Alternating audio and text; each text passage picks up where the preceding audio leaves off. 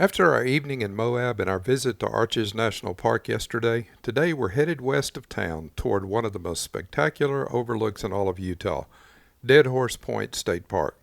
Perched high above a dramatic bend in the Colorado River, this park is known for its incredible canyon views and scenery that has appeared in movies, commercials, and photographs for decades. Well, we're grabbing coffee first thing this morning at Snake Oil Coffee here in Moab. A little drive-through place that Haley found.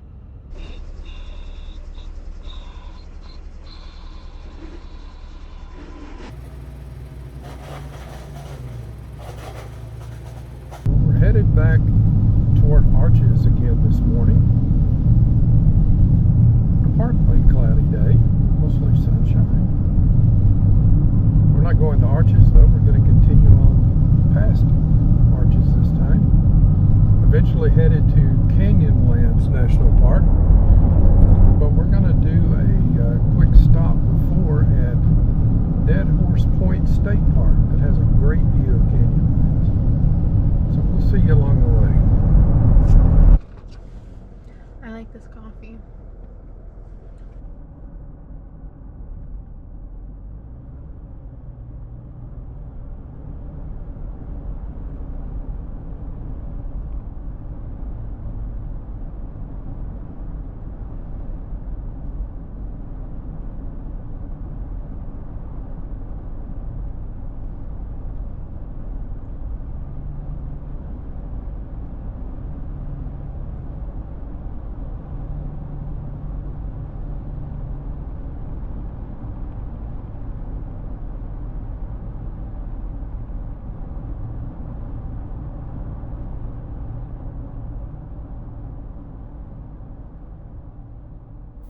As we head out of Moab along US 191, we soon come to the intersection with Utah 128, the River Road, which is the way we came in only yesterday, and the route we explored a couple of videos ago.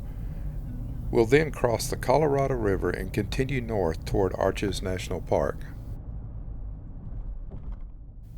Since we drove this road yesterday and on the previous video, I'm going to speed this segment of the drive up a bit since we've already seen it once, but that will also give you a chance to see the different colors in the rocks this morning in the sunlight compared to yesterday's overcast skies and rain.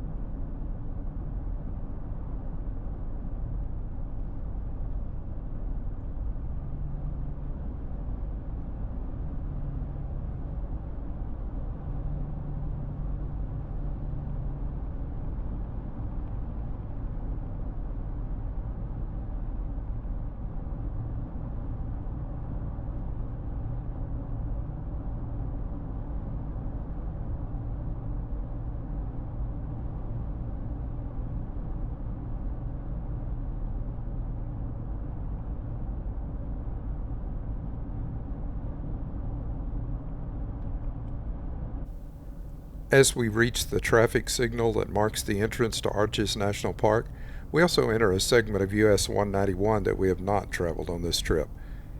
It is itself a very scenic drive that begins with the cliffs off to the right that we climbed through on the switchbacks into Arches National Park yesterday. We'll continue along US 191 for several more miles before reaching the turnoff that will take us west toward Canyonlands National Park and Dead Horse Point State Park. Let's enjoy our drive along US 191 through the Red Rock Canyons to the intersection with another scenic Utah highway, Utah 313, which will take us west toward Dead Horse Canyon State Park and eventually Canyonlands.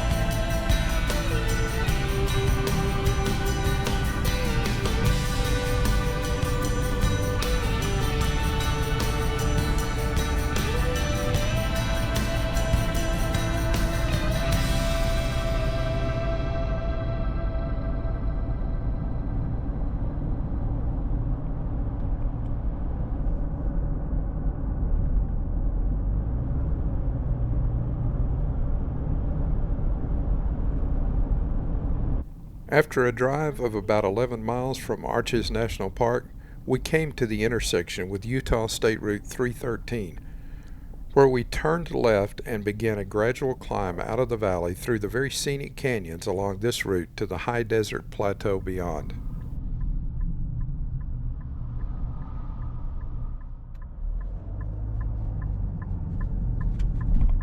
In about 15 miles, turn left.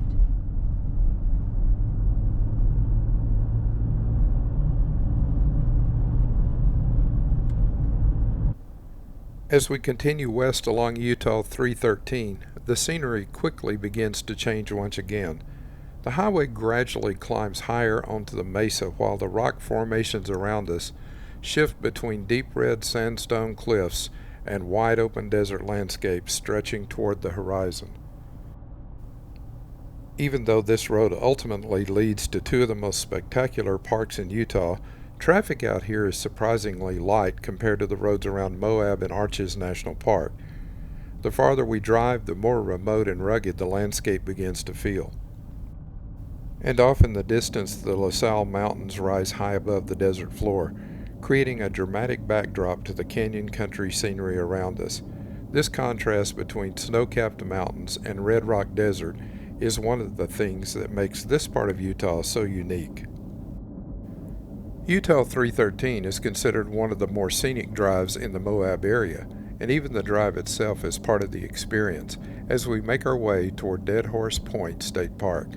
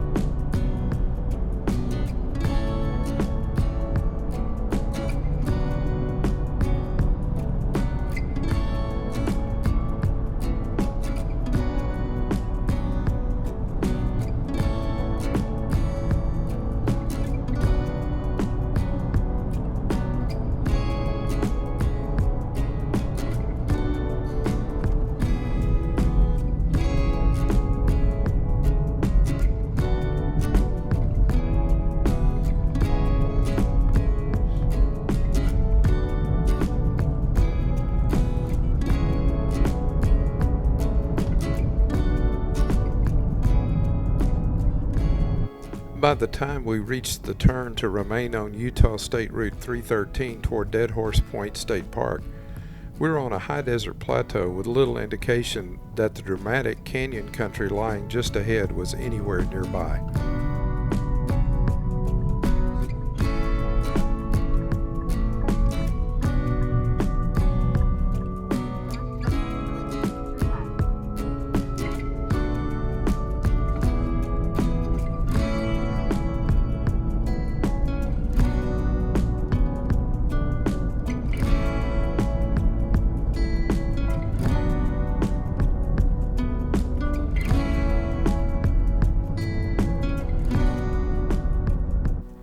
Just after making the turn, we retreated to a spectacular view of the distant La Salle Mountains, with cloud cover hanging low around their base, something we would soon discover was acting more like fog along the canyon rims ahead. And since there was almost no traffic out here, I was able to slow down a bit and get some really nice shots of the mountains as we continued toward the park.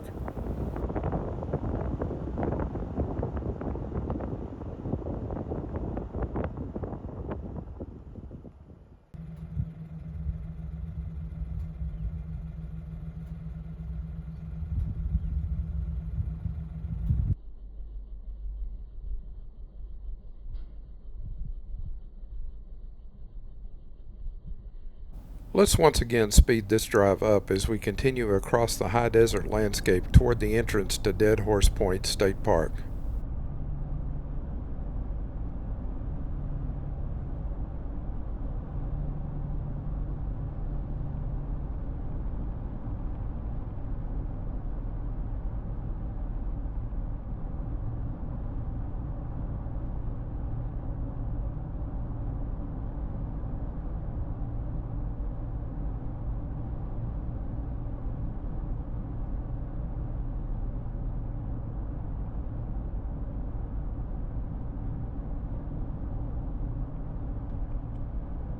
And then, seemingly in the middle of the desert, we come around a curve and pass the sign marking the entrance to Dead Horse Point State Park.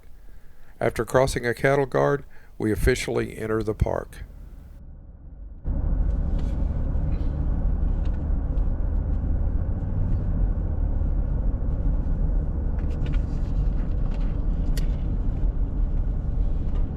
The entrance station is a little farther along and still sits by itself out here in the open desert. Since this is a Utah State Park, our America the Beautiful Pass does not apply here. Utah does have an annual state park pass available, but from what I understand it is only available to Utah residents. The entrance fee is $20 per vehicle for non-residents and for Utah residents without the annual pass. Good morning. Cost $20. Perfect. All right. Thank you.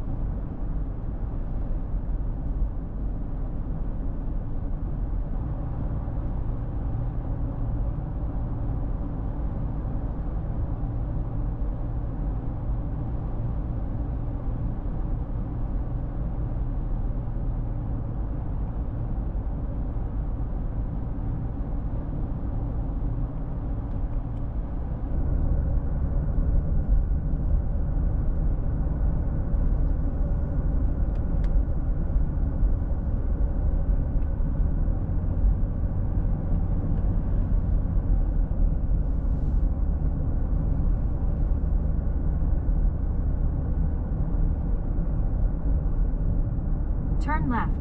Then the destination is on your right.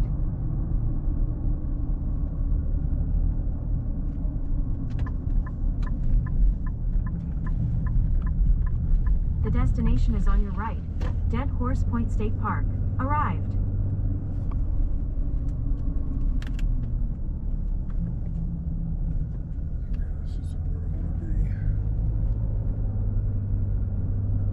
We had been following the GPS directions to Dead Horse Point State Park, and when instructed, turned left into what it told us was our destination. However, it turned out to be the area where you could rent bicycles for the park's impressive trail system, which includes about 9 mountain biking trails.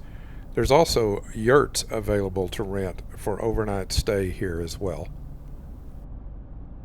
After a quick look around, we exited the area and continued farther down the road toward the actual point and overlook itself.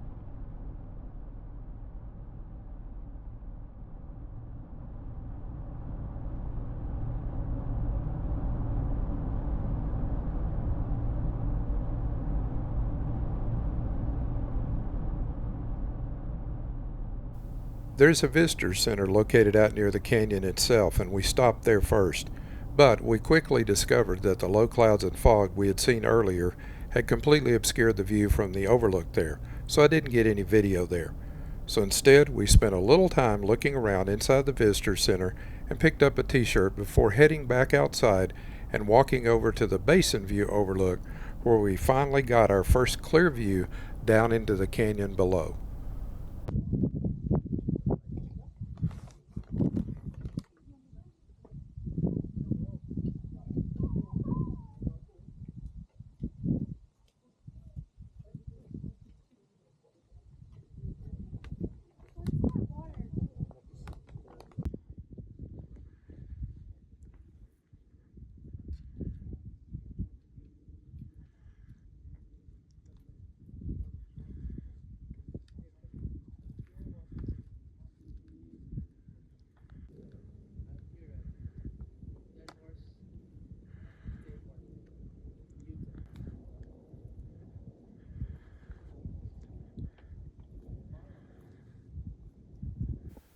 After taking in the views from the overlook, we hopped back in the car and headed over to the parking area for Dead Horse Point Overlook and took the short trail out to the overlook itself.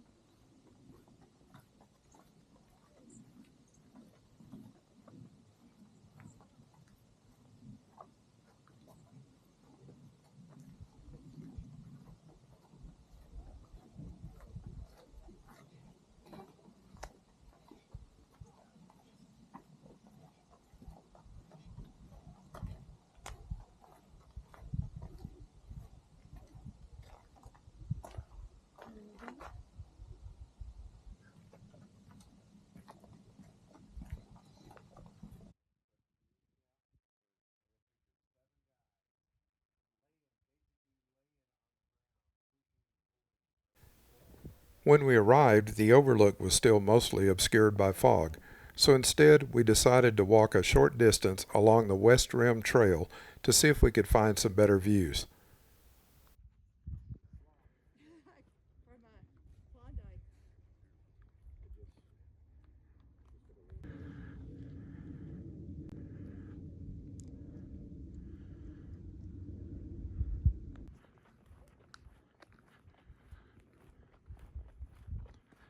This is the West Rim Trail at Dead Horse Point State Park.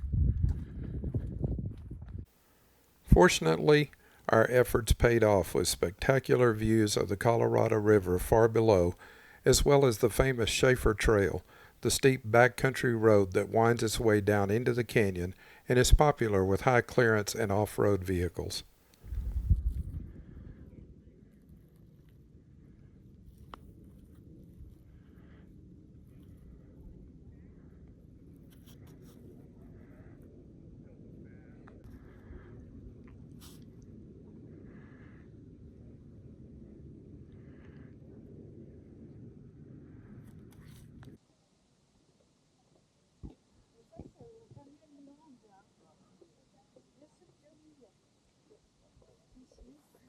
On y va pas au Canyonlands.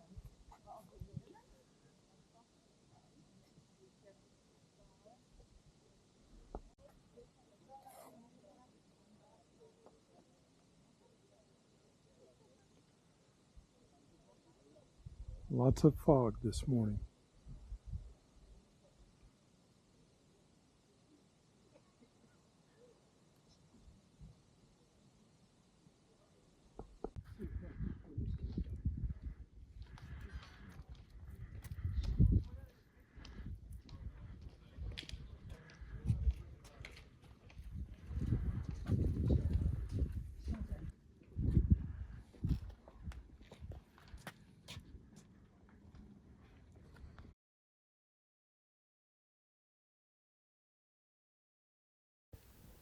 After taking in the views from the West Rim Trail and stopping to grab a selfie, we headed back over to Dead Horse Point Overlook, where we were finally rewarded with open views of the canyon after the fog had cleared.